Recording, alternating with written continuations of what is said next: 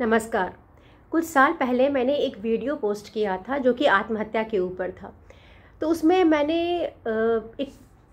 एक माता पिता के दर्द को बयां करने का प्रयत्न किया था, जिसकी संतान आत्महत्या जैसे कदम उठाती है या प्रयत्न करती है ऐसे कदम उठाने की, तो उस माँ बाप पर क्या बीतती होगी। वह कविता लिखने का उद्देश्य था कि जब किसी की भी संतान यदि इस स्थिति में हो तो आत्महत्या जैसा कदम कभी ना उठाए, बल्कि अपने माता पिता, अपने दोस्त या काउंसलर, किसी को भी जाके अपनी समस्या बताए, उससे बातें करे। परंतु मैंने जब यह कविता पोस्ट किया तो कई सारे मुझे मैसेज आए, और जो मैं बहुत दुख होता ये कहते हुए कि कई सारे कमेंट ऐसे थे जिन्होंने लिखा था कि यदि मेरे दुखों का कारण, मेरी तकलीफ़ों का कारण बाहरी कोई व्यक्ति नहीं है और मेरे माता पिता ही हो, तब क्या। और कई सारे लोगों ने मुझे यह लिखा कि जब आपने जो कविता लिखी है एक पेरेंट के पॉइंट ऑफ व्यू से, परंतु आप उस बच्चे के बारे में भी सोचिए जो इतना भीतरी अंतर्द्वंद से जूझ रहा है कि वह आत्महत्या जैसे कदम के बारे में सोच भी सकता है, तो अपने जीवन के बारे में जो ऐसा सोच सकता है तो उसकी परिस्थिति कहाँ और क्यों ऐसी हो गई। आपने उस बच्चे के बारे में कुछ नहीं लिखा। तो मैंने एक छोटी सी कविता लिखी है कि जो बच्चा जो है वह कहीं ना कहीं, ये बात तो सच है कि वह सपोर्ट ढूंढता है अपने माता पिता में। और माता पिता को सबसे पहले, जब हम माता पिता बनते हैं तो हमें समय, समझ, सब कुछ अपने बच्चों को से अपना जीवन जोड़ के देखना पड़ता है, और बच्चों को देखते रहना पड़ता है कि उनकी मनोस्थिति क्या चल रही है। इसलिए कहते हैं कि माता पिता बन कोई भी सकता है, पर सही अर्थों में माता पिता बनना आसान नहीं है।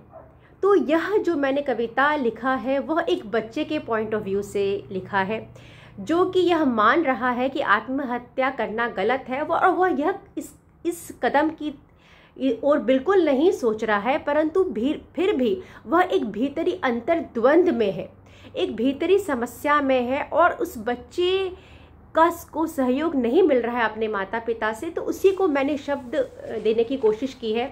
हो सकता है यह प्रॉब्लम जो है, जो भी उसका कैरियर से रिलेटेड हो या जीवन के कोई भी इवेंट से रिलेटेड हो, तो बच्चा क्या सोच रहा है और किस तरह वह सोच सकता है, वह मैंने इस कविता में लिखा है। सुनिएगा। इस कविता का शीर्षक है थोड़ा समय दो माँ। थोड़ा समय दो माँ। माँ शब्द का प्रयोग मैंने किया है, परंतु यह माता पिता दोनों के लिए है। तो सुनिएगा। थोड़ा समय दो माँ। मैं क्यों आया, माफ़ करिएगा, कविता यहाँ से शुरू होती है। मैं क्यों आया, मैं क्यों लाया गया दुनिया में माँ। मैं क्यों आया, मैं क्यों लाया गया दुनिया में माँ। न जन्म लेना ही मर्जी थी मेरी, न जन्म लेना ही मर्जी थी मेरी, न जीवन लेना मर्जी मेरी माँ। मेरे लिए कुछ सपने देखे होंगे तुमने, मेरे लिए कुछ सपने देखे होंगे तुमने, पर कुछ सपनों पर हक तो मेरा भी था न माँ।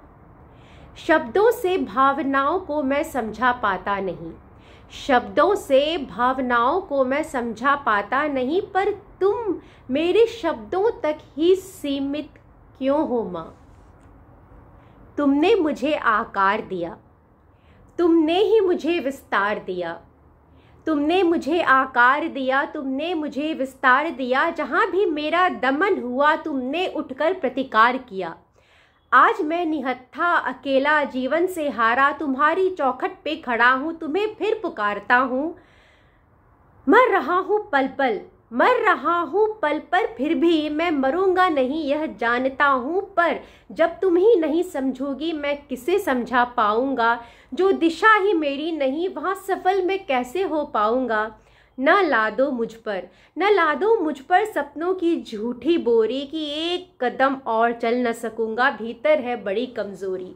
जो मैं समझ न पा रहा हूँ, जो मैं समझ न पा रहा हूँ खुद, उसे तुम एक बार फिर समझ लो माँ। जो मैं समझ न पा रहा हूँ खुद, उसे तुम एक बार फिर समझ लो माँ। जीवन की दौड़ से थोड़ा समय दे दो, जीवन की दौड़ से थोड़ा समय दे दो माँ। जीवन की दौड़ से थोड़ा समय दे दो माँ। मैं समझती हूँ कि जीवन का कोई भी रिश्ता, यदि हम जो भी हमारे भीतर चल रहा है उसे हम एक दूसरे तक वह समझा पाते हैं, वह अपने बात को रख पाते हैं और कम्युनिकेशन गैप नहीं होता है, हम अच्छे से एक दूसरे से बात कर पाते हैं, डिस्कशन कर पाते हैं, तो कहीं ना कहीं हर प्रॉब्लम, हर समस्या का समाधान ज़रूर है। तो मैं इस कविता के माध्यम से हर वह माता पिता से यह कहना चाहूँगी कि हम अपने बच्चों को समझने का प्रयत्न करें कि वह चाहते क्या हैं, खुलकर उनसे पूछें, उनसे बात करें और तब जो भी हमें सही लगता है वह उन्हें समझाएं कि हमें ऐसा क्यों लग रहा है। कई बार हो सकता है कि हम अपने बच्चे को बहुत अच्छे से जानते हों, तो हम जो सोच रहे हैं उसके लिए वह भी सही है। कई बार ऐसा भी होता है कि बच्चे इतने मैच्योर होते हैं कि वह अपना निर्णय स्वयं ले सकते हैं और वह जो सोच रहे हैं वह भी सही है। तो जब लगता है कि बच्चे सही हैं तो उन्हें एक्सेप्ट हमें करना चाहिए और बातचीत के माध्यम से हम कई समस्याओं का समाधान कर सकते हैं, मैं ऐसा मानती हूँ। मुझे सुनने के लिए धन्यवाद।